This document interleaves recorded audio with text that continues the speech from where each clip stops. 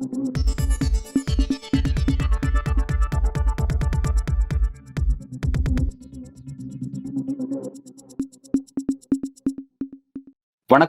இன்றைக்கு நம்முடன் அரசியல் பேசுவதற்காக மூத்த பத்திரிகையாளர் திரு பிரியன் அவர்கள் இணைந்திருக்கிறார். சார் வணக்கம். வணக்கம் சார். சார், ஒரு முக்கியமான பரபரப்பு நியூஸ் நேற்று இரவுல இருந்து நடந்துட்டு இருக்கு. அதிமுக, பாஜக கூட்டணி இணைய போகிறாங்களா அப்படிங்கிற மாதிரியான எடப்பாடி பழனிசாமியோட சந்திப்பு நடந்து முடிஞ்சிருக்கு. பட் அதன் பிறகு பாத்தீங்கன்னா எடப்பாடி பழனிசாமி தரப்பும் அதிமுக தரப்பும் வெவ்வேறு கருத்துக்கள் சொல்றாங்க. தமிழ்நாட்டுடைய பிரச்சனையை சந்திச்சு பேசணும், மும்மொழி சார்ந்த விஷயத்த பேசணும், தொகுதி மறுவரை பத்தி பேசணும், நிதி சார்ந்த விஷயத்த பத்தி பேசணும், கூட்டணி பத்தி எந்த விஷயம் பேசல, அதுக்குன்னு ஒரு வருஷம் இருக்கு அப்படின்ற மாதிரி ஒரு விஷயத்த சொல்றாங்க. உண்மையிலேயே அந்த சந்திப்பை நீங்க எப்படி பாக்குறீங்க? நேற்றைய சந்திப்பு என்பது பல மாதங்களாக தொடர்ந்து நடந்து வந்த பேச்சுவார்த்தையின் அடுத்த கட்டமா தான் அது போயிருக்கு ஆக்சுவலா. 2 கட்சிகளுக்கும் இடையில் நடந்த பேச்சுவார்த்தைகள், ரகசியமாக நடந்த பேச்சுவார்த்தைகள். அதோடைய விளைவாகத்தான் இந்த அமித்ஷா, எடப்பாடியோட அந்த சந்திப்பு நடந்திருக்கு ஆக்சுவலா. அதனால இது ஏதோ திடீர்னு ஏற்பாடு செய்யப்பட்ட ஒரு சந்திப்பு இல்ல. பல நாட்களாக அதிமுகல இருக்கிற பாஜக அனுதாபிகள், பாஜகல இருக்கிற அதிமுக அனுதாபிகள் 2 அனுதாபிகளும் பல மாதங்களாக பேசி அந்த இது இப்போ ஒர்க் அவுட் ஆயிருக்கு. இப்ப ஏன் ஒர்க் அவுட் ஆயிருக்கு அப்படின்னா, எடப்பாடி அவர்கள் 21 சட்டமன்ற தேர்தலுக்கு அப்புறம் 24 பாராளுமன்ற தேர்தல்ல தனியா நின்னாரு. 21 சட்டமன்ற தேர்தல்ல பாஜகவோட கூட்டணி அமைச்சு 75 இடங்களை பெற்றார். 75 இடங்களை பெற்றார். அதே மாதிரி 24ல அதுக்கு நடுவுல அண்ணாமலையோட பல அவரோட ஒரு தகராறு அதுக்கப்புறம் கூட்டணி பிரிஞ்சு 24ல போனபோது 2 கட்சியும் பாஜக, அதிமுக 2 கட்சியும் ஒரு இடம் கூட பெறல. அதிமுக ரொம்ப மோசமான தோல்வி அடைஞ்சது. அதுலேருந்தே 2 கட்சியிலும் இருக்கிறவங்க நம்ம கூட்டணி சேர்ந்தா தான் பெட்டர்ன்னு நினைச்சாங்க. ஆனா அதே அதிமுகல இவர்கள் போன்றவர்கள், ஜெயக்குமார் போன்றவர்கள், விபி முனுசாமி, கேபி முனுசாமி போன்றவர்கள், டிவி சண்முகம் போன்றவர்கள்லாம் பாஜக கூடாதுன்னு சொல்லியிருந்தாங்க. ஆனா வேலுமணி, தங்கமணி போன்றவர்கள்லாம் பாஜக தான் போகணும்னு சொல்லியிருந்தாங்க. இதனால எடப்பாடி ஒரு முடிவெடுக்க முடியாமல் யோசிச்சு கொண்டிருந்தார் என்ன பண்ணுது. அப்பதான் இந்த தாவேகா விஷயம் வந்தது. தாவேகாவோட பேசி பார்த்தாங்க. தாவேகாவோட பேசும்போது அவங்க வச்ச டிமாண்ட் ரொம்ப அதிகமா இருந்ததுனால இவங்களால அதை ஃபுல்ஃபில் பண்ண முடியல. அப்ப பிரசாந்த் கிஷோர் சொல்லிட்டாரு, அதிமுகவோட கூட்டணி கிடையாது, நாங்க தனியாவே போறோம் அப்படின்ற மாதிரி சொல்லிட்டாரு. அப்புறம் தாவேகா கதவை அடைச்ச உடனே தான் பாஜக கூட்டணியை மறுபடியும் கன்சிடர் பண்ணாங்க. அப்புறம் அதிமுகவில் இருக்கிற பாஜக எதிர்ப்பாளர்கள் அவர்களை சமாதானப்படுத்துற முயற்சியில இறங்கினாரு எடப்பாடி. ஆனால் அவர்கள் பெரும்பாலும் சமாதானம் அடையவில்லை. ஜெயக்குமார்லாம் அதிருப்தியில ஆளாயிருக்காரு இப்ப பாக்குறோம் நம்ம. ஆனா தற்சமயத்துக்கு எதுவுமே சொல்லாம பேசாம இருக்காங்க. ஸோ இந்த இந்த சூழல்ல எடப்பாடிக்கு வேற வழி இல்லை. வேலுமணி, தங்கமணி சொல்ற மாதிரி பாஜகவோட போக வேண்டிய கட்டாயத்துக்கு அவர் தள்ளப்படுறார். பாஜகவும் பிரஷர் பண்றாங்க. இதெல்லாம் ஒரு பக்கம் இருக்க, கடந்த 1 மாதமாக சில விஷயங்கள் நடந்து வந்தது. அதாவது எடப்பாடியோட சம்பந்தி வீட்டுல அவர் ஒரு கான்ட்ராக்டர், அவர் வீட்டுல ரைடு நடந்தது. எடப்பாடிக்கு ரொம்ப வேண்டியவர் இளங்கோவன், அவர் வீட்டுல இன்கம் டாக்ஸ் ரைடு நடந்தது. அது தவிர டாஸ்மாக் ரைடு நடந்தது. டாஸ்மாக் ரைடுல செந்தில் பாலாஜியோட நண்பர்கள், அப்புறம் மது ஆலைகள்லாம் சோதனை பண்ணா கூட அந்த சில எஃப்ஐஆர் அதிமுக காலத்து எஃப்ஐஆர். அந்த எஃப்ஐஆர் அடிப்படையில் தான் என்போர்ஸ்மெண்ட் உள்ள வந்தாங்க. ஸோ அதனால இந்த விஷயத்தை நோண்டும் போது அது அதிமுக காலத்தை ஒட்டி போறதுனால சில அதிமுக அமைச்சர்களும் அதுல மாட்டுவாங்களோ, அதிமுக ஆட்சியில் நடந்த ஊழல்களும் டாஸ்மாக் சம்பந்தப்பட்ட விஷயங்கள் வெளில வருமான்ற ஒரு பேச்சு அடிபட்டுது ஆக்சுவலா. ஸோ இது ஒரு பக்கம் ஒரு டெவலப்மெண்ட். இன்னொரு பக்கம் பாஜக தவிர வேற வழி கிடையாது, தாவேகா கதவை மூடிட்டாங்க அப்படின்ற ஒரு விஷயம். ஸோ 2மே சேர்ந்து கிட்டத்தட்ட எடப்பாடியை அமித்ஷாக்கு முன்னாடி போய் நிக்க வச்சிருக்கு ஆக்சுவலா. எடப்பாடி பழனிசாமி ஏன் இந்த முடிவு எடுத்தார் அப்படிங்கறத நீங்க விளக்குனீங்க. சார், இப்ப இன்னொரு விஷயம் நான் பேச வேண்டியதா இருக்கு. இப்ப நீங்க இந்த பிரச்சனையோட தாவேகாவை லிங்க் பண்ணி சொன்னீங்க. இப்ப தாவேகாவோட லிங்க் பண்றது, அதாவது தாவேகாவோட கூட்டணிக்கு போறதுங்கிறது இபிஎஸோட ஒரு சொந்தமான முடிவா? அந்த அளவுக்கு அவருக்கு ஃப்ரீ ஹேண்ட் இருக்கு அப்படின்ற ஒரு விஷயம் பேச வேண்டியதா இருக்கு. ஏன்னா தாவேகாவும் அதிமுக கூட்டணி அமையறதுல டெல்லி பாஜக விரும்பல அப்படின்றது சொல்லப்பட்டுச்சு. அந்த விஷயத்த நீங்க எப்படி பாக்குறீங்க? தாவேகாவும் பாஜகவை பொறுத்த மட்டும் எப்படியும் அதிமுகவை அவங்களோட கூட்டணிக்கு இழுக்கிறது தான் அவங்களுடைய நோக்கமா இருக்கு. அதுக்கான முயற்சிகள்ல தொடர்ந்து அவங்க ஈடுபட்டாங்க. தாவேகாவோட போகணுன்றது எடப்பாடியோட விருப்பமா இருந்தது. ஆனா தாவேகா அவங்க வச்ச டிமாண்ட் தான் ஒரு முக்கியமான காரணம். ஒரு பக்கம் பாஜக கொடுத்த அழுத்தம், அதிமுக அங்க போகக்கூடாதுன்னு கொடுத்த அழுத்தம் ஒரு பக்கம். இன்னொரு பக்கம் விஜயுடைய சொந்த செல்வாக்கு எவ்வளவுன்னு தெரியாத போது, அவர் கேட்கிற சீட்டை கொடுத்துட்டு அதிகாரத்திலையும் பங்கு கொடுக்குற அளவுக்கு அதிமுக ரெடியா இல்ல. அது கட்சியில ஒரு பெரிய பிரச்சனையை ஏற்படுத்தும்ட்டு அந்த விஷயம் காரணமாக அவங்க முடியாது, வேண்டாம், தாவேகா வேண்டாம் என்கிற ஒரு விஷயத்த அவங்க கையில் எடுத்தாங்க ஆக்சுவலா அந்த ஒரு முடிவு எடுத்த பிறகுதான் பாஜக சைட்ல தாவேகா அதிமுக தள்ளப்பட்டது ஆக்சுவலா. எடப்பாடி பழனிசாமி டெல்லி விசிட் முடிச்சுட்டு வந்ததுக்கு அப்புறம் வந்து அவர் வந்து முழுக்க முழுக்க வந்து கூட்டணி சார்ந்த எந்த விஷயமே பேசலன்னு சொல்லி மறுக்கிறாரு. மக்கள் சார்ந்த பிரச்சனையும், பிறகு வந்து நம்ம தமிழ்நாடு சார்ந்த பிரச்சனை தான் பேசணும்னு சொல்லி சொல்றாரு. ஆனா வந்து இவரு எடப்பாடி பழனிசாமி எப்படி சொல்றாரு, டெல்லியில இருக்க அமித்ஷா வந்து ஒரு ட்விட்டர்ல ஒரு பதிவு போட்டுருக்காரு. அவர் என்ன சொல்றாருன்னா, 2026ல தமிழ்நாட்டுல என்டிஏ ஆட்சி அமைஞ்சதுக்கு பிறகு வந்து இந்த டாஸ்மாக் ஊழலும், பிறகு வந்து அங்க இருக்கக்கூடிய சட்ட ஒழுங்கு பிரச்சனை சரியாயிடும் அப்படின்னு சொல்லி ஒரு பதில் போட்டிருக்காரு. எடப்பாடி பழனிசாமி இப்படி சொல்றாரு, அமித்ஷா வந்து அப்ப இதெல்லாம் கூட்டணியோட சிம்டம்ஸ் தான். நாங்களும் அதிமுக இணைந்து தான் பயணிக்க போறோம் அப்படிங்கறத அமித்ஷா சொல்லிட்டாரா? இது எப்படி நம்ம புரிஞ்சுக்கலாம்? இல்ல இது வந்து அரசியல் தெரியாத அரசியல் அரிசுடி தெரியாத சின்ன பாப்பா கூட இதை புரிஞ்சுக்கும். அதாவது வந்து நேற்று டெல்லியில போய் இறங்கின உடனே எடப்பாடி சொன்ன விஷயம் என்னன்னா, நான் வந்து அதிமுக அலுவலகத்தை பார்க்க வந்திருக்கேன்னு சொன்னார். ஏன் உண்மையிலேயே மக்கள் பிரச்சனைக்காக தான் வந்தீங்க? தமிழ்நாட்டுல சட்டம் ஒழுங்கு மோசமா இருக்கு. அத சொல்றதுக்காக தான் வந்தீங்க, இல்ல மனு குடுக்கறதுக்காக தான் வந்தீங்கன்னா, அத நேரடியா பத்திரிகை நிருபர்கள்ட்ட தமிழ்நாட்டுடைய நிலைமைய விளக்கி, நாங்க அது சம்பந்தமா தான் தமிழக மக்கள் நலன் சம்பந்தமா தான் உள்துறை அமைச்சர பார்க்க வந்திருக்கோம்னு தைரியமா சொல்ல வேண்டியது தானே! இதுல என்ன ரகசியம் வேண்டி கிடக்கு?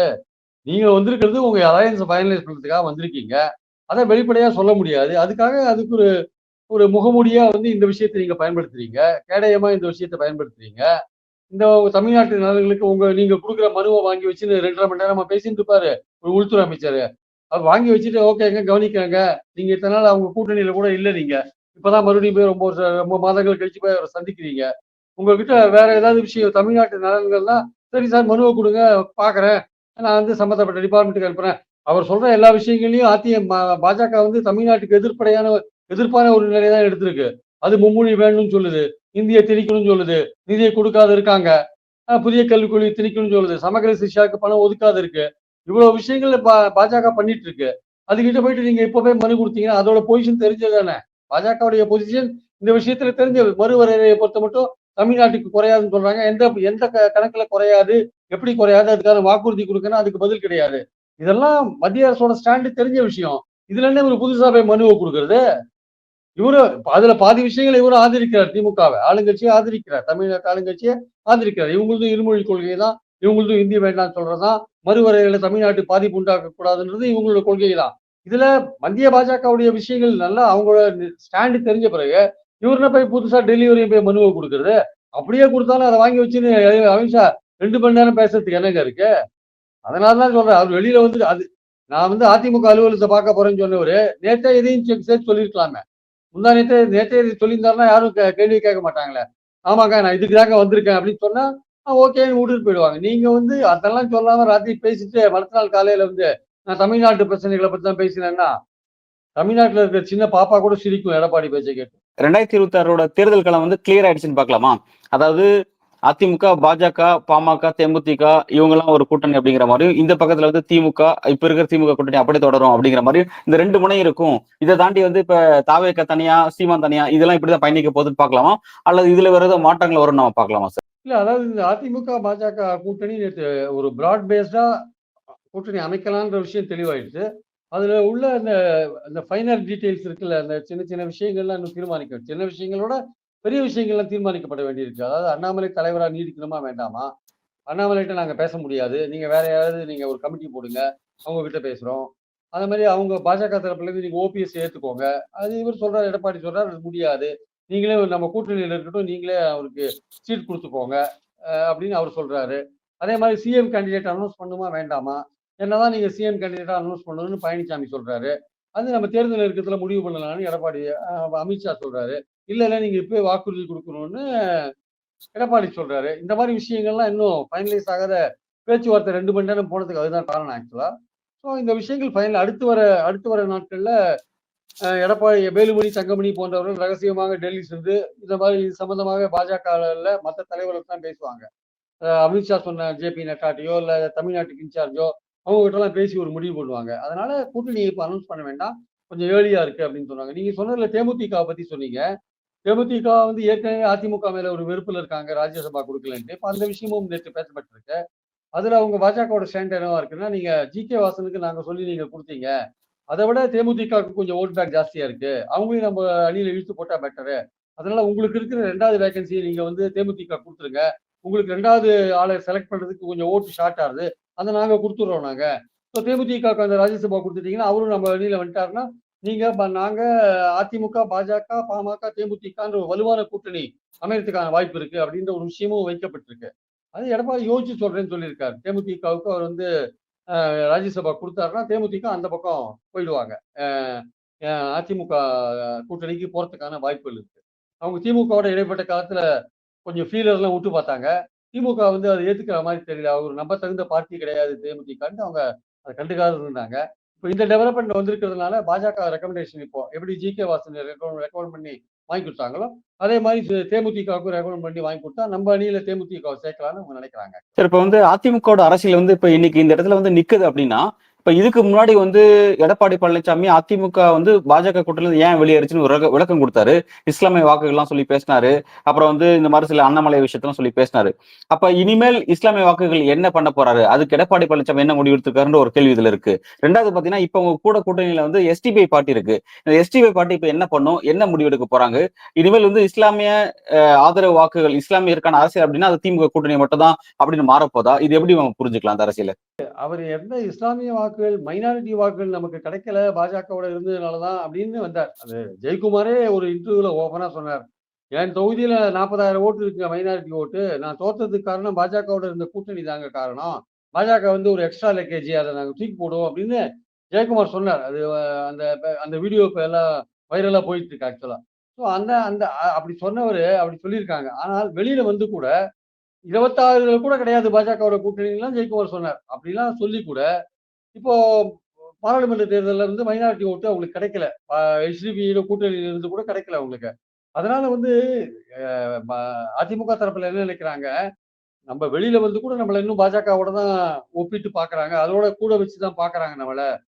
மைனாரிட்டி நம்மள நம்ப மாட்டேன்றாங்கன்றது அவங்களுக்கு தெளிவா போயிடுச்சு. அப்ப மெஜாரிட்டி ஓட்ட கன்சாலிடேட் பண்ணணும். அப்ப ஏற்கனவே பாஜக அந்த வேலைய செஞ்சுட்டு இருக்கு. நம்ம 21ல அதோட சேர்ந்து 75 இடங்கள் வாங்கினோம்.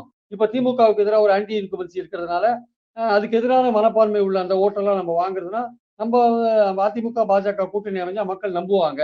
அப்ப இந்துத்துவ விஷயத்தையும் சேர்த்து கலந்து காம்போவா குடுத்தா, அந்த காம்போ வந்து ஒர்க் அவுட் ஆகும் அப்படின்னு அதிமுக நினைக்கிறாங்க. ஸோ அதனால தான் வந்து சேர்ந்திருக்காங்க. அவங்களுக்கு மைனாரிட்டி ஓட்டு இனிமே தனியா போனாலும் கிடைக்காது. எப்படி போனாலுமே அவங்களுக்கு கிடைக்கிறதுக்கான வாய்ப்பு அதிமுக கிடையாது. அதுதான் அடிப்படையான விஷயம். ஆனால் திமுகவுக்கு போற மைனாரிட்டி ஓட்ட கொஞ்சம் இழுக்கிறதுக்கு தான் விஜய வெளில வச்சிருக்காங்க. விஜய. ஓ! அந்த விஜயோட பாலிடிக்ஸ் இதோட தொடர்புபடுத்தி நம்ம பார்க்கணுமா? தனியா பார்க்கக் கூடாதா? ஆமாமா. மைனாரிட்டி ஓட்ட திமுகட்ட இருந்து இழுக்கணும்ன்ற ஒரு விஷயம் அங்க இருக்கு. ம். ஓகே. சீமானுக்கு மைனாரிட்டி சரி. ஓட்டு போகாது. அவர் தான் சீமான் தான் சாத்தான் அது இதுன்னு மைனாரிட்டிய சொல்ட்டாரு. அதனால போகாது. இவரு விஜய்க்கு போகும். விஜய்க்கு போனா திமுகவுக்கு வலிமை குறையும்ல. அந்த விஷயத்த விஜய் பண்ணட்டும்னு பாஜக நினைக்குதாங்க. சரிங்க சார். இப்ப இந்த கூட்டணியில வந்து இப்ப விஜய் தனியா என்ன பண்ணுவாரு? அவர் உள்ள வரதுக்கு வாய்ப்பு இருக்கா? ஏன்னா திமுக வீழ்த்துறது தான் வந்து விஜயோட அரசியலா இருக்கு. அதிமுகவோட அரசியல் அதுவா தான் இருக்கு. பாஜகவோட அரசியல் அதுவா தான் இருக்கு. அப்படி இருக்கும்போது இவங்கலாம் ஒரு புள்ளியில இணைவாங்களா? இவங்க கூட சீமானும் இணைவாரா? இது எப்படி பார்க்கலாம்? ஏன்னா இடையில வந்து அதிமுகவும் சீமானும் இணைய வாய்ப்பு இருக்கு. கூட்டணிக்கு போற வாய்ப்பு இருக்கு. அதே மாதிரி சீமான் விஜய் கூடயே போறதுக்கு வாய்ப்பு இருக்கு. அப்படின்னுலாம் சொல்லப்பட்டுச்சு. இதெல்லாம் எப்படி சார் பார்க்குறீங்க? தவேகா வந்து பாஜகவோட போறதுக்கான வாய்ப்புகள் ரொம்ப ரொம்ப குறைவா இருக்கு. அதெல்லாம் போனா இடங்கள பங்கிட்டு குடுக்க முடியாது. அப்புறம் எடுத்த உடனே நீங்க கூட்டணி ஆட்சின்னு ஒத்துக்க வேண்டிய கட்டாயம் வரும். தாவேகா, அதிமுக, பாஜக, பாமக ஒரே கூட்டணியில இருந்தா, நீங்க தாவேகா நெறைய இடங்கள் கேட்பாங்க. அப்ப அவங்க கேட்கிற அதே இடங்கள பாமக கேட்பாங்க. பாமக கேட்கறதுல பாதி இடங்களாவது தேமுதிக கேட்பாங்க. ஏற்கனவே பாஜக என்ன பண்றாங்க, நெறைய இடங்கள் கேட்கணும்னு முடிவு பண்ணி தான் அதிமுகவோட கூட்டணி போட்டுருக்காங்க. இடங்கள பங்கிட்டா ஒர்க் அவுட் ஆகாது சரியா. ஆனா தாவேகால என்ன எண்ணம் இருக்குன்னா, நம்ம தனியாவே நின்னு நம்மளுடைய ஸ்ட்ரென்த் எவ்வளோன்னு தெரிஞ்சுக்கணும். தெரிஞ்சுக்கிட்டா தான் அடுத்து எதிர்காலத்த நம்ம பிளான் பண்ண முடியும்னு அவங்க நினைக்கிறாங்க. 2வது கொள்கை எதிரி பாஜகன்னு சொல்லிட்டு, மோடி படத்த போட்டு தாவேகா ஓட்டு கேட்டா, அதோட இது என்னது அது? அதோட செல்வாக்கு என்ன ஆகும் கடைசியில? அதோட செல்வாக்கு போயிடும். மோடி எதிர்ப்பு ஓட்டுலாம் அப்படியே கம்ப்ளீட்டா திமுகவுக்கு போய் சேரும். அந்த மோடி எதிர்ப்பு ஓட்டு வாங்குறதுக்காக தான் விஜய் அங்க இருக்காரு ஆக்சுவலா. அப்ப இவர் வந்து போய் அங்க போய் சேர்ந்தாருன்னா என்ன ஆகுறது? மோடி எதிர்ப்பு ஓட்டெல்லாம் வழக்கப்படி திமுகவுக்கு போகும். அதனால இவர் தனியா இருக்கிறது தான் அதிமுக, பாஜக கூட்டணிக்கு நல்லதுன்னு பாஜகவே நினைக்கும் ஆக்சுவலா. விஜயும் என்ன நினைப்பாரு, தான் தனியா இருந்து எவ்வளவு ஓட்டு வாங்குறோம்னு பார்க்கறதுன்னு நினைப்பாரு. அவர் சீட்டு வாங்குறோ இல்லையோ, எத்தனை பெர்சென்ட் ஓட்டு இருக்குன்னு பார்ப்பாரு. சீமான பொறுத்த மட்டும் அவர் தனித்துவமா இருந்து வந்திருக்காரு இத்தன நாழி. ஆனா இல்லையே சார். 810 இப்ப விஜய் வந்து ஆரம்பத்துல இருந்து வந்து கூட்டணி தயாரா இருக்கேன்னு தான் சொல்லிட்டு தன்னோட ஃபர்ஸ்ட் மாநாடுலயே சொன்னாரு. நான் கூட்டணி தயாரா இருக்கேன். கூட்டணி ஆட்சிக்கும் தயாரா இருக்கேன்னு சொன்னாரு. அப்படி இருக்கிறவர் ஏன் வந்து தனியா எலெக்ஷன் சந்திக்க போறாரு? கூட்டணி ஆட்சிக்கு தயார்னு இதுவரையும் அதிமுக கொள்கை அளவுல ஒப்புக்கொள்ளவே இல்லையே. அதுதானே கூட்டணிக்கு தலைமை தாங்குற கட்சியா இருக்கு. இல்ல சார். என்டிஏ அதிமுக தமிழ்நாட்டுல ஒத்துக்கல. இல்ல அதிமுக ஒத்துக்கல. ஆனா விஜய் வந்து தன்னோட முதல் மாநாட்டிலே, நான் வந்து கூட்டணிக்கு தயாரா இருக்கேன் அப்படின்னு சொல்லி சொன்னவர் தான் வந்து அரசியல் அங்க தான் ஆரம்பிச்சாரு. அப்படி இருக்கிறவர் வந்து ஏன் வந்து தனியா எலக்ஷன் சந்திக்க போறாரு? அவர் ஏன் எந்த கூட்டணியும் ஜெல்லாக மாட்டேங்கிறாரு? ஜெல்லாக கூடாதுன்ற முடிவு ஏன் எடுக்கிறாரு? இல்ல, இல்ல. அவர் சொன்னத நீங்க கரெக்ட்டா கவனிக்கணும். அதாவது ம். 234 தொகுதிகளில் நாங்க போட்டி போடுறதுக்கு ரெடியா இருக்கோம். ஆனாலும் எங்களை தேடி யாராவது வந்தால் அவர்களை அரவணைக்க எங்களை தேடி வந்தால் அவர்களை அரவணைத்து அதிகாரத்தில் பங்கு கொடுக்க தயாரா இருக்கோம்னு சொன்னார். இவரா போய் நாங்க போய் கூட்டணி வச்சுப்போம்னு சொல்லல. யாராவது நம்ம கூட கூட்டணி வச்சுக்க வந்தாங்கன்னா, ஆட்சியில அதிகாரத்துல பங்கு குடுப்போம்னு சொன்னாரே தவிர, தானா போயிட்டு அதிமுகவோட கூட்டணி நாங்கள் கூட்டணி வைப்போம் அப்படின்னா, இல்ல வந்து இப்ப எடப்பாடி சொல்றாரு பாருங்க, திமுக தான் எங்களுக்கு எதிரின்னு சொல்லிட்டு எல்லா கதவையும் திறந்து வைக்கிறாரு பாருங்க. அந்த மாரிலாம் அவர் திறந்து வைக்கலையே. 2வது கொள்கை வேறு, கூட்டணி வேறு. ஜெயிக்கிறதுக்கு போடுறதுதான் கூட்டணி. கொள்கைக்கு அதுக்கும் சம்மந்தம் கிடையாது. அப்படிலாம் வந்து விஜய் இதுவரையும் எதுவுமே சொல்லவே இல்லையே. அவர பொறுத்த மட்டும் பாஜக கொள்கை ரீதியான எதிரியா டிக்ளேர் பண்ணிட்டார். மத்தவங்கலாம் யாரும் டிக்ளேர் பண்ண மாரி தெரியல. இப்போ திமுகவுக்கு தத்துவார்த்த ரீதியில பாஜக எதிரி. அ அதிமுகவுக்கு தத்துவார்த்த ரீதியில பாஜக எதிரியான்னா, இதுவரையும் அந்த மாரியான டிக்ளரேஷன் எதுவுமே வரல. அதிமுகவே ஒரு சாஃப்ட் இந்துத்துவ கடைபிடிக்கிற மாரி தான் இருக்கு. ஆனால் இவர் வந்து தெளிவா தாவேகா கொள்கை ரீதியான எதிரின்னு சொல்றார். பெரியார வழிகாட்டியா ஏத்துட்டு இருக்கார். அப்ப பெரியாரையும், மோடியும் ஒரே போஸ்டர்ல வச்சு தாவேகா, பாஜக கூட்டணி ஓட்டு கேட்குமா? அத எப்படி சார் தமிழ்நாட்டு மக்கள் நம்புவாங்க? இது எப்படி விஜய் போனார்னா, விஜயோட அரசியல் அதோட காலி அவ்வளவுதான். Okay right sir. ஆனா வந்து நீங்க திரும்ப திரும்ப சொல்லிட்டே இருக்கீங்க வந்து அதிமுக வந்து ஒரு சாஃப்ட் இந்துத்துவம்னு சொல்லி சொல்றீங்க. எப்படி அதிமுகவ நீங்க அந்த பார்வையில பார்க்குறீங்க? ஜெயலலிதா இருக்கும்போதே உருவான விஷயம் சார் அது. ஜெயலலிதா இருக்கும்போதே அந்த உயர் ஜாதி நான் பிராமணர்கள மட்டும் சொல்லல. உயர் ஜாதியில இருக்கிற பல பேர சொல்றேன். அவங்க என்ன நினைக்கிறாங்க, அந்த தலித்துகள் விஷயத்துல வந்து அந்த உயர் ஜாதி இந்துக்கள் ஒரு எதிர்நிலை எடுக்கும்போது, அவர்களுக்கு ஆதரவான ஒரு நிலைப்பாட வந்து அயோத்தி விஷயத்துலலாம் வந்து ஜெயலலிதா ஆதரிச்சவங்க தானே. அயோத்தி ராமருக்கு அயோத்தியில கோயில் கட்டாத எங்க கோயில் கட்டுவாங்கன்னு கேட்டவங்க தானே ஜெயலலிதா. ஸோ அதனால வந்து அவங்க ஒரு சாஃப்ட் இந்துத்துவ கடைபிடிச்சாங்க. பாஜகவோட கூட்டணி வச்சு. அதுக்கப்புறம் தான் வந்து மத்தவங்க எல்லாம் உள்ள வராங்க ஆக்சுவலா. நம்மளுடைய பாயிண்ட் என்னன்னா வந்து, சீமான பொறுத்த மட்டும் அவரும் வந்து தனித்துவமா வோட் பேங்க வளர்த்துட்டார். 8% வளர்த்துட்டார். அவர் வந்து இப்போ அவரும் வந்து கிட்டத்தட்ட மத்திய, மாநில அரசுகள கடுமையா எதிர்க்கிற ஸ்டேஜ்ல இருக்காரு. அவருடைய வோட் பேங்க் வந்து விஜய் கட்சி ஆரம்பிச்ச பிறகு கரைஞ்சிட்டு இருக்கு. அவர் எதிர்பார்க்கிற ஓட்ட வந்து வரப்போற தேர்தல்ல பெறமாட்டார். அவரு பல ஜாதிகள பகிர்ந்துருக்காரு. அவருடைய கட்சியிலிருந்து பல பேர் விலகி போயிட்டாங்க. அவருடைய கட்டுமானம் உருக்குலைஞ்சு போயிருக்கு ஆக்சுவலா அவரோட கட்சியோட கட்டுமானம். ஸோ இந்த மாரி இருக்கிறப்போ அவருடைய வோட் பேங்க் குறையறதுக்கான வாய்ப்பு இருக்கு. அவர் எடுத்திருக்கிற அந்த ஸ்டாண்டுல பார்த்தீங்கன்னா, அவர் பாஜகவோட இணையறதுக்கான வாய்ப்பே கிடையாது. இணைஞ்சாருன்னா, அவருடைய அரசியலும் அங்க சரிவை சந்திக்க ஆரம்பிக்கும்ன்றது என்னுடைய கருத்து. ஸோ இப்ப இருக்கிற சூழல்ல தாவேகா தனியா, சீமான் தனியா, அதிமுக, பாஜக, பாமக, தேமுதிக, ஓபிஎஸ், தினகரன் இந்த ஒரு கூட்டணி, புதிய தமிழகம் இந்த ஒரு கூட்டணி செட் ஆயிடுச்சு. 4 முனை போட்டி செட் ஆயிடுச்சுன்னு தான் நினைக்கிறேன். சார் இப்ப இந்த பாஜக, அதிமுக விவகாரத்துல திமுகவோட ஸ்டாண்ட் என்னன்னு சொல்லிட்டு பேச வேண்டியதா இருக்கு. ஏன்னா திமுக 2 விதமான ஸ்டாண்ட வச்சிருக்காங்க. ஒண்ணு என்னன்னா வந்து பாஜக, அதிமுக கூட்டணி விலகி இருக்கும்போது வந்து அது விலகல, மறைமுகமா கூட்டணி இருக்குன்னு சொல்லி ஒரு விமர்சனத்த திமுக முன்வைக்கிறாங்க. இன்னைக்கு வந்து வெளிப்படையா கூட்டணி இணையறதுக்கான சில சிம்ப்டம்ஸ் தெரியும்போது, நீங்க வந்து உங்களோட தலைவரா இருக்கக்கூடிய அண்ணாவ மறந்துட்டீங்க. பிறகு வந்து ஜெயலலிதாவ மறந்துட்டீங்க, எம்ஜிஆர மறந்துட்டீங்கன்னு சொல்லி அனுதாபத்தையும் பேசுறாங்க. 2வது வந்து உங்களுடைய கணக்கு தப்பா போயிட்டு இருக்கு. உங்க கணக்க சரி பண்ணுங்க அப்படின்ற மாரி பேசுறாங்க. உண்மையிலேயே வந்து இந்த கூட்டணிய பொறுத்தவரைக்கும் திமுக ஏன் 2 விதமான ஸ்டாண்ட் வச்சிருக்காங்க? இத நீங்க எப்படி பார்க்குறீங்க? பாஜக நோக்கி அதிமுக போறதுக்கு திமுக அத விருப்பப்பட்டா கூட, அது வந்து அதிமுகவுக்கே ஒரு தவிர்க்க முடியாத நிலைப்பாடா தான் இருக்கு ஆக்சுவலா. தாவேகா கதவ மூடிட்டாங்க. என்ன பண்ணுவாங்க? வேற என்ன பண்ணுவாங்க? அதனால போறாங்க. நம்மளுடைய பாயிண்ட் என்னன்னா, திமுக இதனால சந்தோஷப்படுதான்னா, அவங்களுக்கு ஒரு டஃப்பான ஒரு எதிர்ல ஒரு அணி இருக்கும்போது, அவங்க கொஞ்சம் யோசிக்க தான் செய்வாங்க. அதிமுக, பாஜக, பாமக, தேமுதிக, புதிய தமிழகம், தினகரன் நிச்சயமா டஃப்பான கூட்டணி. சந்தேகமே கிடையாது. ஆனா அப்படியாவது திமுக வந்து கொஞ்சம் எட்ஜ் அதிகமா இருந்தா கூட, இன்னைக்கு டேட்ல எட்ஜ் அதிகமா இருந்தா கூட, அவங்க கவலைப்படுவதற்கான ஒரு காரணம் இருக்கிறது. ஆனால், இப்போ ஒரு விஷயம் தெளிவாயிடுச்சு. திமுக கூட்டணியில இருக்கிற கட்சிகள் யாருக்குமே ஆப்ஷன் கிடையாது இப்போ. வெறும் தாவேகாவ நம்பி மட்டும் போனாங்கன்னா, ஜெயிக்கிறது ரொம்ப கஷ்டம். ஒட்டுமொத்தமா திமுக அணியிலேருந்து யாருமே பிரிஞ்சு தாவேகாவ நம்பி போமாட்டாங்க. அப்படி போனாங்கன்னா வந்து அது தேறாது, இது ஒர்க் அவுட் ஆகாதுன்னு தெரியும். ஒருவேள அதிமுக, தாவேகா கூட்டணி அமைஞ்சா, இங்க இருந்து சில பேருக்கு திமுகட்ட அதிக இடங்கள் கேட்கலாம். இல்லாட்டி நைஸா அங்க போயிடலான்ற எண்ணம் வரும். இப்ப தாவேகாவே தனியா விடப்பட்டதுனால, இங்க இருந்து யாரும் இதுக்கு போமாட்டாங்க. இங்க இருந்து போறவங்க யோசிப்பாங்க. இங்க நம்ம திமுக அணியில 3 தேர்தலா வெற்றிய பார்த்துட்டு இருக்கோம். நம்ம இப்ப அங்க அவர் தனியா இருக்காரு. அவர் கூட போய் நம்மளும் எதுக்கு தோக்கணும் அனாவசியமா? அவர் ஓட்டு பெர்சன்டேஜ் வாங்கினா கூட இடங்கள் வின் பண்றது சந்தேகமா இருக்கும். அதுக்கு நம்ம ஏன் போகணும்னு நினைப்பாங்க. அதனால திமுக கூட்டணியிலிருந்து இனிமே யாருமே ஷிஃப்ட் ஆறத பத்தி யோசிக்கிறது கொஞ்சம் சந்தேகம். இந்த அதிமுக, பாஜக கூட்டணிக்கு யாருமே போவே மாட்டாங்க. திமுக அணியில சைடே தல காமிக்க மாட்டாங்க. Only thing Vijay. விஜய் தனியா இருக்கும்போது அவரால வெற்றி எவ்வளவு தூரம் சாத்தியம்? அதிமுக, பாஜக கூட்டணி தான் திமுக கூட்டணிக்கு அகைன்ஸ்டா டஃப்பா ஃபைட் பண்ணும் அப்படின்ற நிலைமை இருக்கும்போது, தாவேக்காவும் கொஞ்சம் ஓரங்கட்டப்படும், சீமானும் ஓரங்கட்டப்படுவார். அந்த கவலையில் தான் வந்து திமுகவுக்கு அந்த கவலை இருக்கதான் செய்யும். நான் இல்லைன்னு சொல்ல வரல. ஆனா அவங்க இது மாதிரி ஏன் பேசுறாங்கன்னா, அண்ணாக்கு துரோகம் அதெல்லாம் ஏன் பேசுறாங்கன்னா, இன்னும் அதிமுகல இந்த பாஜக கூட்டணி பிடிக்காம சில நிர்வாகிகள் இருக்காங்க இல்லையா? சில சீனியர் தலைவர்கள்லாம் இருக்காங்க இல்லையா? அவர்களை இந்த தேர்தலை ஒட்டி அதிருப்தியாளர்களாக்கி வெளில இழுத்துன்னு வரணும்னு பார்க்குறாங்க. அதிமுகலேருந்து. அதுக்காக தான் அவங்க ஒர்க் பண்றாங்க ஆக்சுவலா. பாஜக கூட்டணி பிடிக்காமல் அதிமுகவிலும் சிலர் விலகுவதற்கான வாய்ப்பு இருக்கிறது. இன்னும் கொஞ்சம் மாதங்கள்ல. அது அபிஷியலா அவங்க டிக்ளேர் பண்ணிட்டாங்கன்னா, அபிஷியலா எடப்பாடி டிக்ளேர் பண்ணிட்டாருன்னா, அதிமுகவிலிருந்து சில தலைவர்கள் பிரிந்து திமுகவில் சேருவதற்கான வாய்ப்பு இருக்கிறது. அதுக்காக தான் இந்த தூண்டில போடுறாரு தங்கம் தென்னரசு. அண்ணா பேர்ல கட்சி வச்சிருக்கீங்க. இதெல்லாம் ஏன் சொல்றாரு? ஜெயலலிதா ஃபாலோ பண்றீங்களா நீங்க? அப்படின்னு ஒரு அனுதாபம் தெரிவிக்கிற மாதிரி ஏன் தெரிவிக்கிறாருன்னா, இப்படி போய் மதவாத கட்சியோட வீழ்ந்துட்டீங்களே நீங்க மறுபடியும் அப்படின்னு ஏன் சொல்றாருன்னா, அந்த கட்சியில இருக்கிற பாஜக எதிர்ப்பாளர்களை இழுக்கிறதுக்காக சொல்றாரு. சார் இப்ப இதனால வரையும் ஃபைட் வந்து பாத்தீங்கன்னா வந்து திமுக வலிமையான கூட்டணியோட இருக்கு. அதை எதிர்த்து ஃபைட் பண்ணக்கூடிய ஏடிஎம்கே வந்து தனித்து தான் ஃபைட் பண்றாங்க. அவங்களோட பெரிய லெவல்ல ஒரு கூட்டணி கட்சிகள் எதுவுமே கிடையாது. ஏடிஎம்கே வந்து தனித்து தான் ஃபைட் பண்ணிட்டு இருந்தாங்க. இப்ப பாஜக தேசிய கட்சி டெல்லியில ஆட்சியில் இருக்கக்கூடிய கட்சி பாஜக இப்ப கூட வந்திருக்காங்கன்னு வச்சுக்கோங்களேன். இப்ப வந்ததுக்கு அப்புறம் இப்ப இந்த ஃபைட் எப்படி இருக்குன்னு பாக்குறீங்க? திமுக கூட்டணி விசஸ் அதிமுக கூட்டணி ஃபைட் எப்படி இருக்கும்? ஏன்னா ஆன்டி இன்கம்பன்சி வந்து 4 வருஷம் டிஎம்கே வச்சிருக்காங்க. இப்ப இதை கரெக்டா அறுவடை பண்ணுவாங்களா அவங்க? இந்த கூட்டணியால திமுக கூட்டணிக்கு, அதாவது பாஜக அதிமுக கூட்டணியால திமுக கூட்டணிக்கு ஒரு கலக்கம் இருக்கா? இதை எப்படி நீங்க ஃபேஸ் பண்ணுவாங்கன்னு நீங்க பாக்குறீங்க? இல்ல இந்த அதிமுக, பாஜக கூட்டணி தான் வந்து திமுக கூட்டணிக்கு டஃப் குடுக்கும்னு மக்கள் பார்வையில ஒரு நம்பிக்கை பெறுவதற்கான வாய்ப்பு இருக்கிறது. வெற்றி பெறுவான்னா அது சொல்ல முடியாது. ஏன்னா அதிமுக, திமுக கூட்டணி அதே கூட்டணி அப்படியே நீடிக்கிற பட்சத்துல இப்ப கமலஹாசன் வேற அதுல சேர்ந்திருக்கிறதுனால, அவர் ஒரு பிரச்சாரகர் நல்ல பிரச்சாரம் பண்ணுவார்ல. அவர் வேற சேர்ந்திருக்காரு. 2வது திமுக அணிக்கு அட்வான்டேஜ் என்னன்னா, அவங்களுக்கு விமன் விமன் ஓட்டு ஷிஃப்ட் ஆயிருக்கு. அதிமுகலேருந்து விமன் ஓட்டு ஷிஃப்ட் ஆயிருக்கு. அந்த ஓட்டு வந்து மறுபடியும் மீண்டும் அதிமுகவுக்கு வருமான்றது சந்தேகமான ஒரு விஷயம். ஆனால் வந்து ஆன்டி இன்குபன்சி இருக்குல்ல, சட்டம் ஒழுங்கு போன்ற பிரச்சனை, அரசு ஊழியர்கள், ஆசிரியர்கள் பிரச்சனை, இதெல்லாம் இருக்கும்போது இந்த ஓட்டெல்லாம் வந்து அதிமுக, பாஜக கூட்டணிக்கு.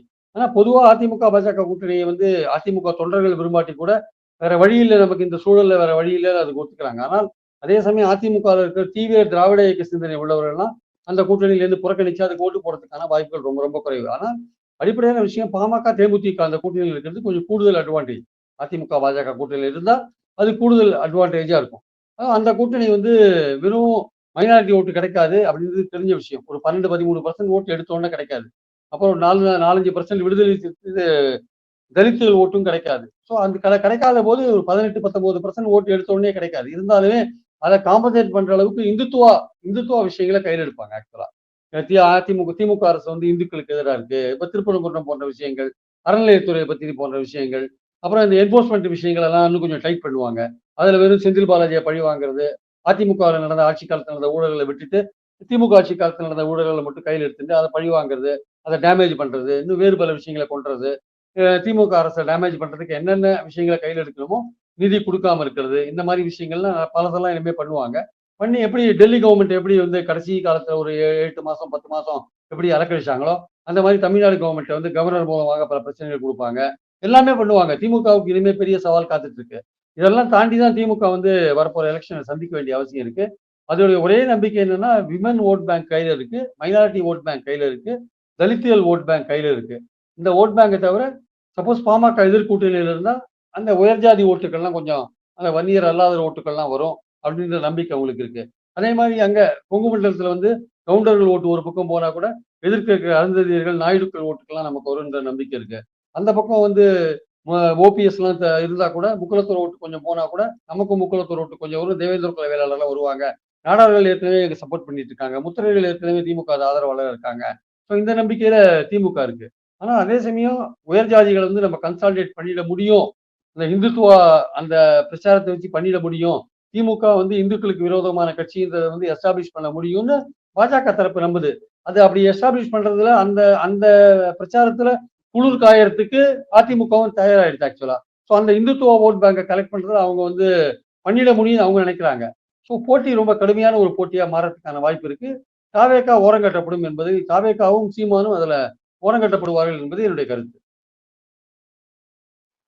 சார் இந்த தமிழக அரசியல் பற்றி ஒரு விரிவான பார்வையை அந்த நேர்காணலில் வழங்கியிருக்கீங்க. உங்களோட கருத்துக்கும் வருகைக்கும் நன்றி சார்.